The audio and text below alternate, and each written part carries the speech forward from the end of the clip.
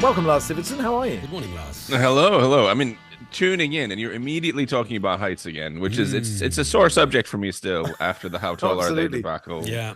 I don't think you're ever. I don't think the return leg is happening. I don't think you'll let me back on to have that to be on that feature. No, I mean, no, it's a two-legged affair. You're 2-0 down to Andy Jacobs. You've just got, if you just get on the training ground, 2-0 is Andy might be tired by a dangerous lead. 2-0. Yeah, well, I think I was handicapped by the fact that I'm from a metric country. We don't really do feet and inches. So what I need to have like a table in front of me with what these feet and inches are, because I'm kind of firing blindfolded. I think that is allowed. That is allowed. For you. Yeah, the Nordic. There is a Nordic rule where anyone from Scandinavia. In fact, Morten Harkett, when we first started this, the lead singer of Aha, he had one of those, and he really performed very well in the first tournament. And who can forget how good Bjorn from ABBA was? And the lead singer of scrabbling through your mind for Nordic the lead singer people. of Ace of Base. She smashed it. Honestly, really did Morten Harkett repeatedly answer in this like really high falsetto voice to just the tones that only he can hit, and no karaoke singers ever. Carry on. I was just going to say, when you're talking to him and you're trying to sell him an idea, and he's just there going, and you just want to say something and you just can't. So who's got the biggest mission of the weekend? Obviously, the Premier League games are tomorrow, but we can look ahead to them today, and then me and Barry will look ahead to them tomorrow. And I'm going to steal what you say and use it on tomorrow's show, Lars. So who's got the biggest mission? It's a tricky one, isn't it? I mean, I'm kind of inclined to say Tottenham because they seem to be in this sort of. I'd agree with you, Lars.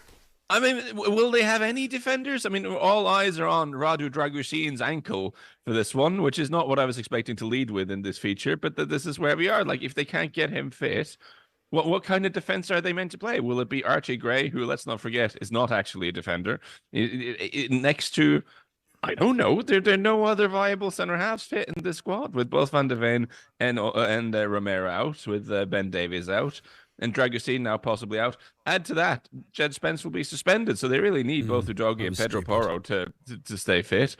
I mean, there are reasons to criticize Ange Postecoglou, and there are reasons to doubt what's going on there. But this injury crisis is becoming completely ridiculous. I mean, it's not implausible that it'll be Gray next to maybe Bissouma being pulled back to play centre half, or a kid from the academy who's not played at this level before. Either way, like that's tricky against the Wolves that appear to have gotten a little bit of that new manager bounce. So we had a text. We were talking about Ange with Barca Jim and earlier in the show, and someone texted in. I didn't read it out at the time. It's saying, look, Ange is running the players into the ground, and that's why they're injured. Could you level that at him, or how much is just misfortune?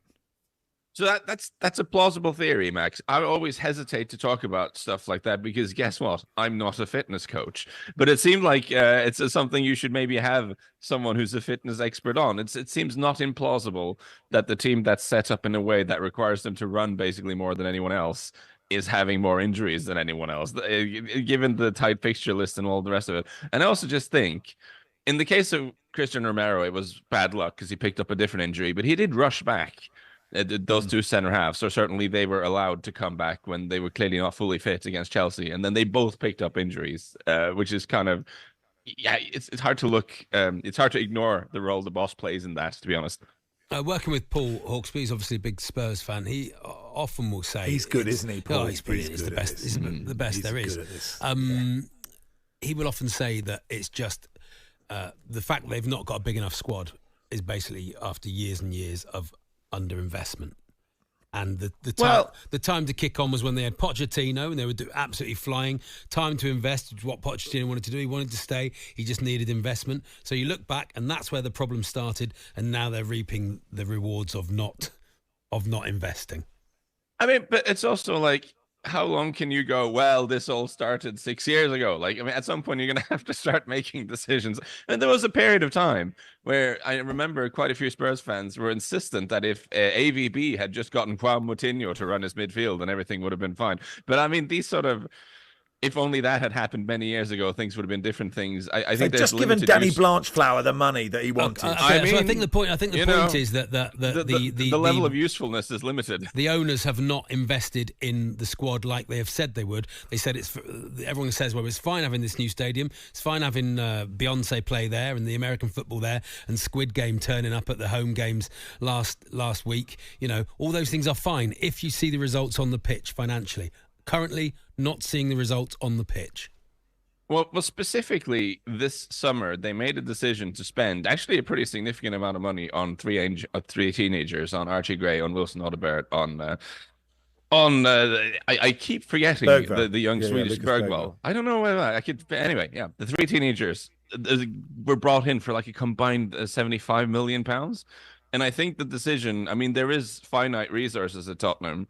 But instead of bringing three teenagers in at that price tag, you could have maybe brought in two more sort of solid squad players at half of that each. And I think the way these things go, and that would have maybe put you in slightly more good stead in terms of the rotation options you have now, because both Bergvall and Gray have had to play, I think, maybe more than what was planned for their first year. Certainly Gray playing centre half for this much was no one's idea of how this was supposed to go. And I think you definitely have to bake that into your assessment about how you feel Ange is doing. If you're very frustrated with how things are going at Spurs, well, they made a decision not to bulk up the squad with more experienced squad players. They went really young with the recruitment they made. And yeah, you have to then accept that maybe it'll take a little bit longer for things to get better. But if you're a Spurs fan, you absolutely don't want to hear that it'll take longer for things to get better, because you've heard that many times before. How close were Man City, who go to Leicester, to being your biggest mission of the weekend? I think, but it's the going to Leicester part of that sentence is where it falls down. I'm thinking of whoever's trying to keep score in that game, because I mean those are two teams who do not defend very well. I did watch the Everton game. I thought that was kind of City were a little bit better. They were more in control. They looked more like a usual City sort of dropped point where they're in control, move the ball around, have some chances, but then have one sort of iffy moment at the back where they concede, and then they weren't being run through at the sort of rate we've seen in some other games. But maybe that was because Everton weren't trying to do that. I think we'll see quite a lot of weird defending in this game, seems to be. Even though Leicester, to be fair to them, held up better against Liverpool than maybe I thought they would have. And I also want to see like Erling Haaland. It's a thing, right? He's not at his sharpest right now.